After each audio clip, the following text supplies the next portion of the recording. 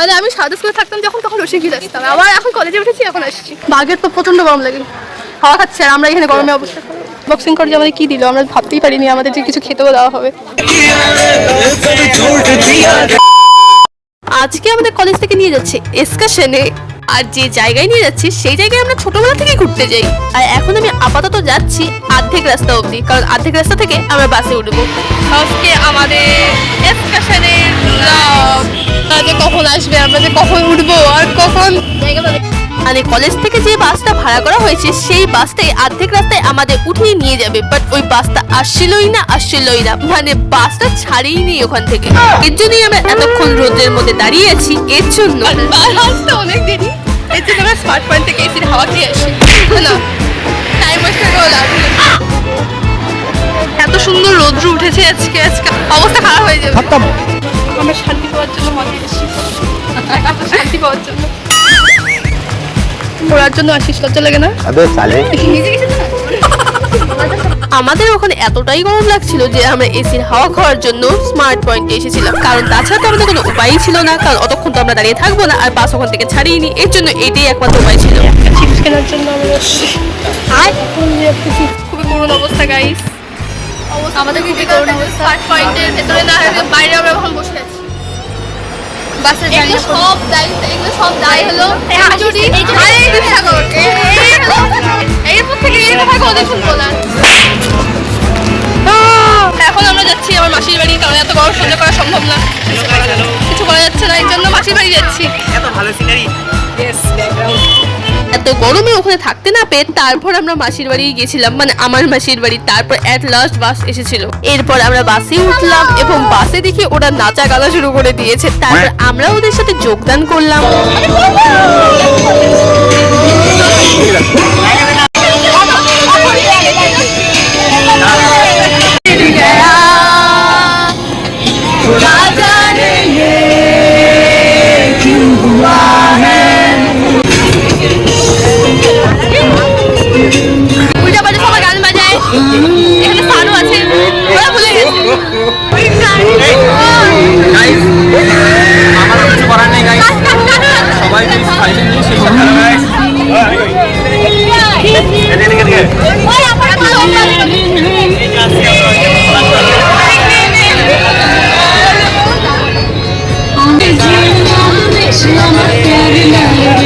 Blogging চলছে,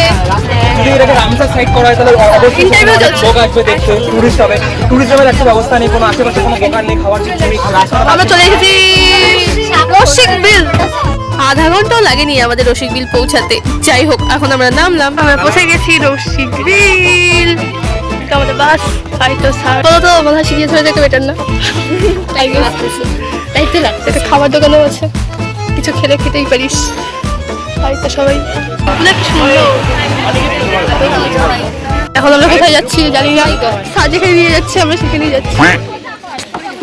সারদা স্কুলেও আমি রসিকবিলে আসতাম, আমাদের হচ্ছে ক্লাস 1-এর বাচ্চাদের রসিকবিলে নিয়ে আসে, আর এখানে হচ্ছে আমরা এখন কলেজে উঠে গেছি, আমাদের এখন রসিকবিলে আসছে। ওয়াও, কত উন্নতি, কত উন্নতি।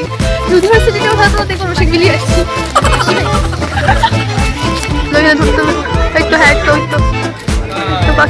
দূরবীন দিয়ে খুঁজে তারপর দেখতে হবে আমাদের। চলো এখন অন্য জায়গায় যাওয়া যাক।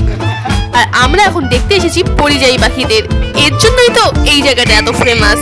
কিন্তু পাখিদের দেখাই যাচ্ছে না, মানে দূরবীন দিয়ে খুঁজতে হবে আর কি। আর আমরা সবাই যেভাবে ভিড় করেছিলাম একটা পাখি দেখার জন্য, তাও দেখতে পাচ্ছিলাম না ঠিকঠাক ভাবে। এখানে কোনো শিম্পাঞ্জি বা বানর টাইপের কিছু একটা ছিল, যার সাথে আমাদের বন্ধু খুবই ম্যাচ খাচ্ছিল, এর জন্যই আমরা খেপাচ্ছিলাম ওকে।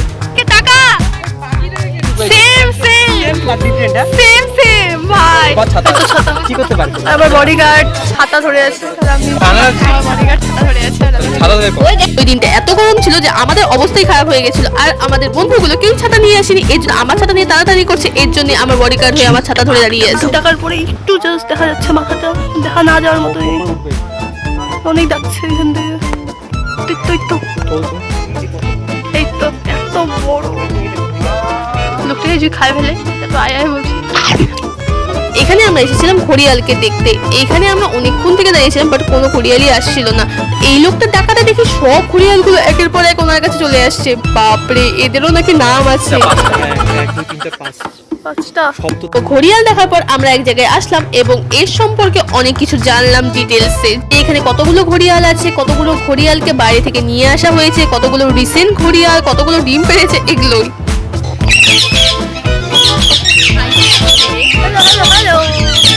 আর এখানে এসেছি আমরা টিয়া পাখিদের দেখতে। এতগুলো টিয়া পাখি এত সুন্দরভাবে আওয়াজ করছিল যে তাদের আওয়াজগুলো শুনতে খুবই ভালো লাগছিল। আমরা যাচ্ছি অ্যানাকোন্ডা দেখতে।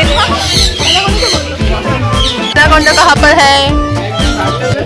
এতগুলো মানুষ আর অ্যানাকোন্ডাই ভয় পেয়ে যাবে। সাপ এখানে হয়তো ফেক ভেবেছিলাম।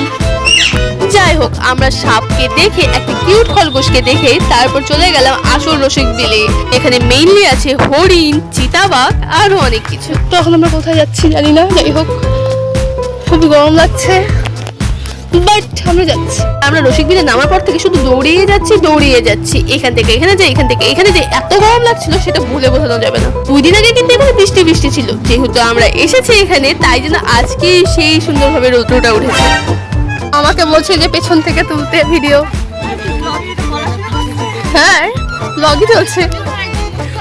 এগুলো হরিণ, একটু হরিণ দাঁড়িয়ে আছে। বাংলাতে সাইন্টিফিক নেম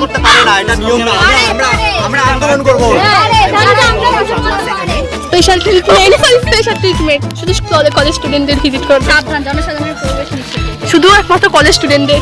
আমাদের কোনো ব্যাপার না, বাট জনসাধারণকে খাওয়া যাবে না। কিরে, বাঘের গরম লাগে রে।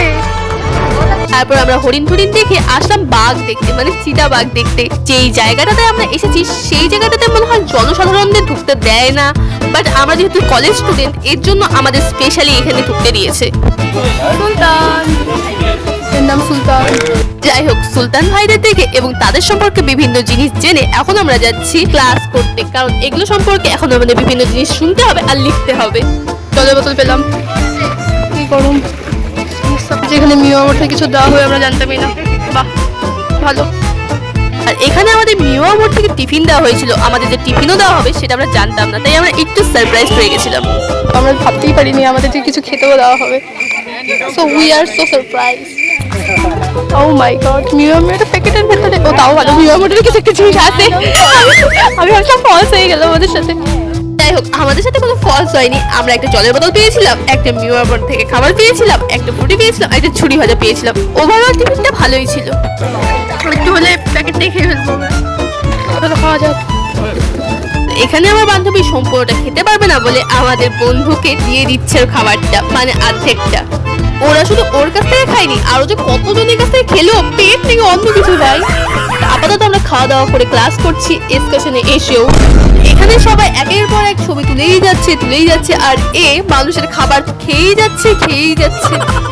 এখানে ঝালমুড়ি খাওয়া হচ্ছে, এখানে ঝালমুড়ি খাওয়া হচ্ছে। ঝালমুড়ি 10 টাকা কে খাবে? সবাই। আর এখানে দেখি আমাদের আরো বন্ধু বান্ধবী এখানে মুড়ি মাখা খাচ্ছে। ওদের প্ল্যান দেখে তো আমরা অবাকই হয়ে গেছি। বেস্ট প্ল্যান ছিল এটা। শেষ আমাদের জার্নি, এখন আবার বাসে উঠো আর বাড়ি চলো। এভাবে আমাদের ছোট মোটো এক্সকারশনটা সমাপ্তি হয়ে গেল। আজকে আবার বাসে উঠলাম বাড়ি যাওয়ার উদ্দেশ্যে। এখানে আমি গান চালানোর দায়িত্বে ছিলাম।